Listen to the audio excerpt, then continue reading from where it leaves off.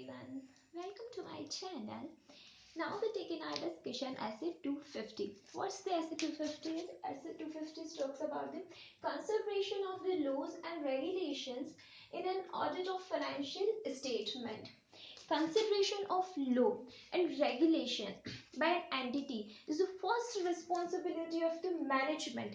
Management is responsible, but auditor is not responsible to prevent or detect the non-compliances of prevention and detection with the non-compliances of laws and regulation. So it's the duty of the management. What the management is proceed. Management take the following procedures an entity may implement to assist the prevention and detection of the non-compliances. What the management is do? Firstly, management identify that what's the legal compliances applicable on that particular entity. Firstly, identify what compliances is applicable, then ensure that the operating procedures and internal control are designed to meet those legal requirements. Then make sure that all the internal controls and all the operating procedures are perfectly followed, those laws and regulations. Then management is develop and publish a code of conduct. So you see, following the code of conduct, then ensure that all the employees of the concerns, all the employees of our concerns followed the code of conducts and they are properly trained. The employees are properly trained to understand what's the code of conduct. Then monitor the compliances of code of conduct. If the employees fails to follow, then take the appropriate action against those employees.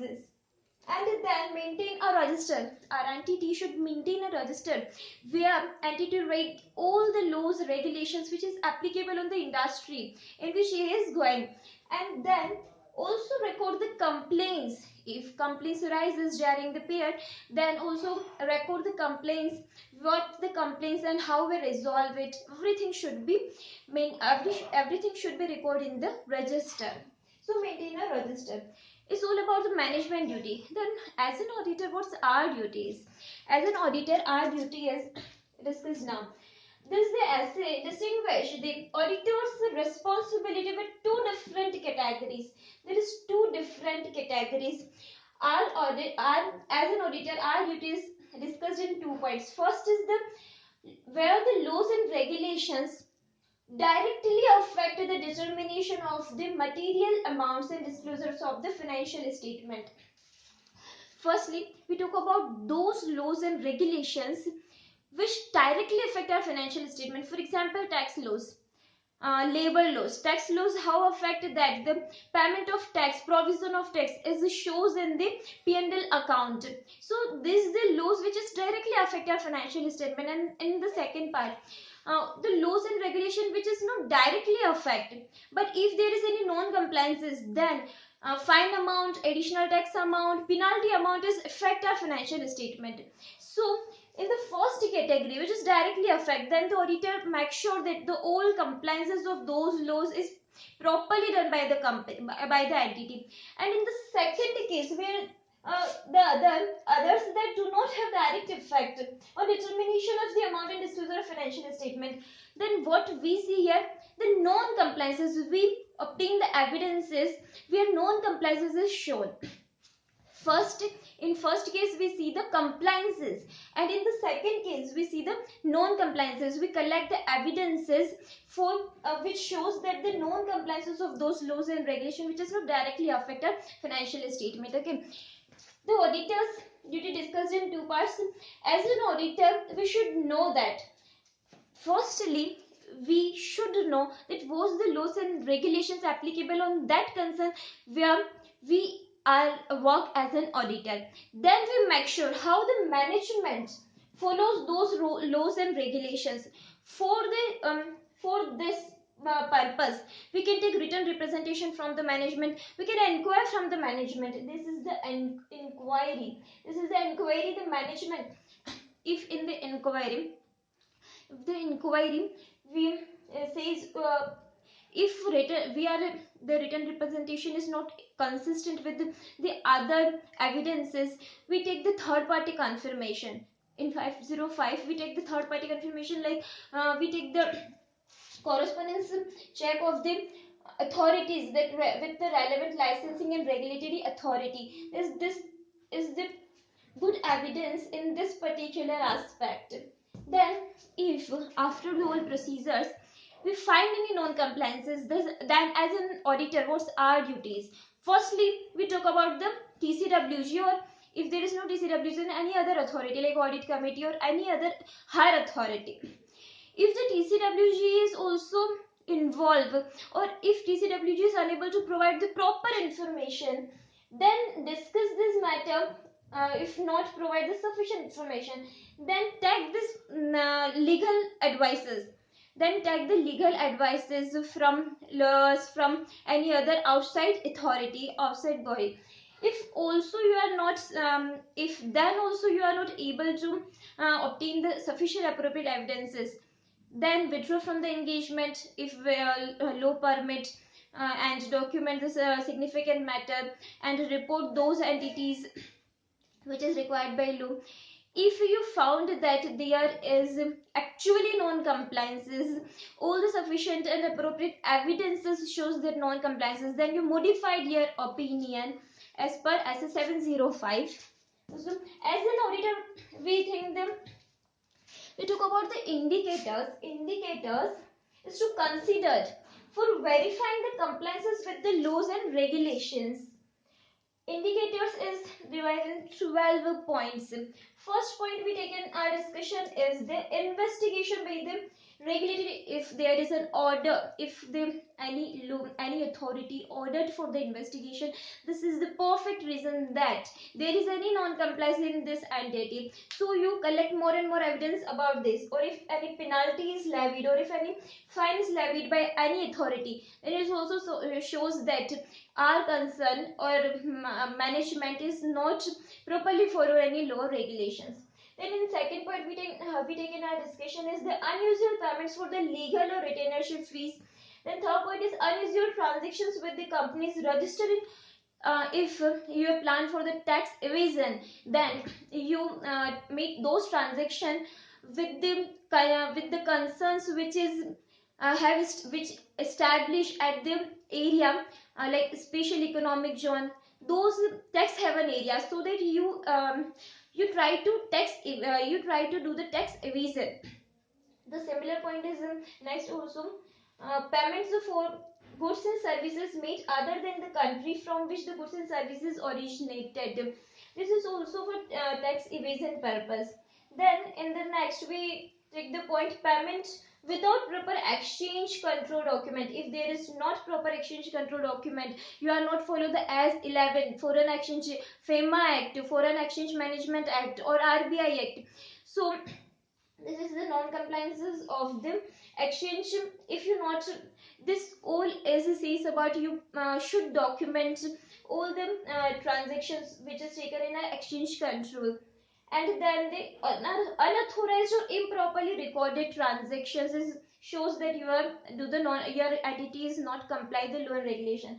And then sales commission or agent fees that appears excessive in relation to those ordinary provided by the entity, its industry, or to the services actually received. You pay more sales commission is also indication of non-compliances. Anywhere purchases at the price is significant above or below the market price. This is not fair price or unlength price on which you purchases. So it's also a reason that there can be a non-compliance. Then we talk about the payments for the unspecified services or loans to related party. There is many more provisions in the related party transaction in Companies Act as well as other acts. If you payment unspecified services or loans to any related parties, it is also an indication that you are not follow the law and regulations. Then if we talk about the unusual payments in cash or payments towards any personal account, it also shows the non-compliances. Existence of an internal information system which fails to provide the audited trail or sufficient evidences. If your concern is not able to provide the sufficient evidences or not able to provide the evidences of proper audit trail in the information, and if your entity has the information system, then it also shows the non-compliances of IT Act as well as other Act.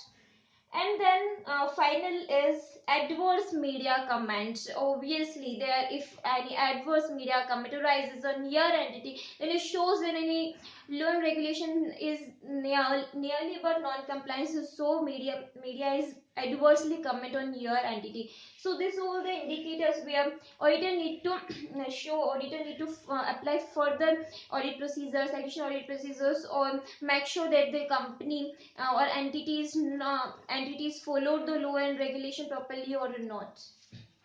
So it's all about the asset 250. We take a revision.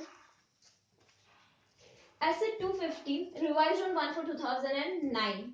Consideration of law and regulation in an audit of financial statement. Management is responsible for compliances. Auditor is not responsible for prevention and detection of with the laws and regulations. So the management do the following procedures an entity may implement to assist the prevention and detection of non-compliances. Firstly, monitor and identify what's the laws and regulations applicable on our entity. Then ensure that the all operating procedures and internal controls are designed to meet those laws and regulations. Then develop our management develop or publish for code of conduct. Then ensure that the employees are properly trained to understand the code of conduct.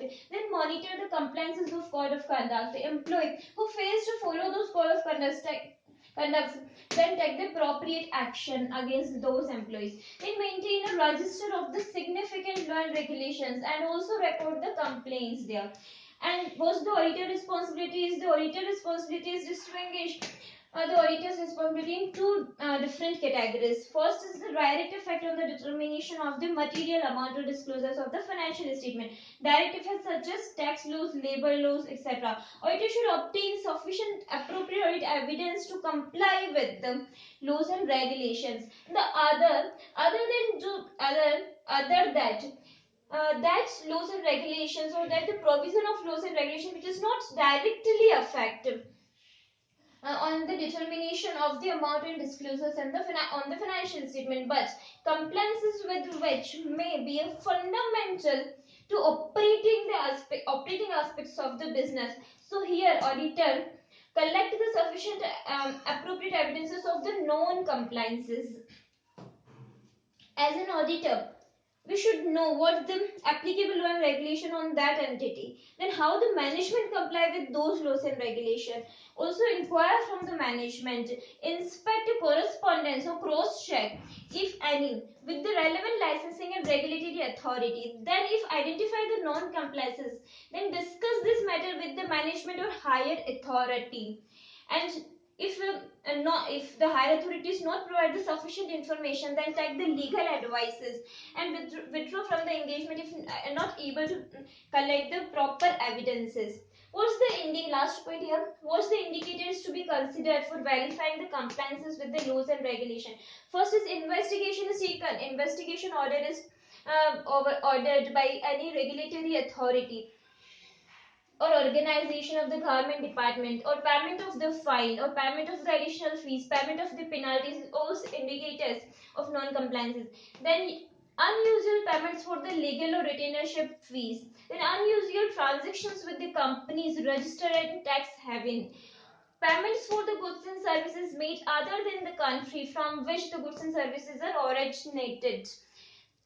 Payments without proper exchange control documents. This is the non-compliance of RBI at FEMA Act. unauthorized or improperly recorded transactions, then the sales commission or agency fees that appears excessive in relation to those ordinary paid by the entity or its industry or services actually received. Then purchases at the prices which is not fair price, which is above or below the market price. Payment for the unspecified services or loans to related party, it is the non-compliances of many laws. Unusual payments in cash to numbered accounts or to the cashier's checks payable to the bearer. Existence of an information system which fails to provide the audited trail or sufficient evidences, and the finally adverse media comment is those the indicators of the non-compliances. Okay, this all about the asset 250. Thank you very much.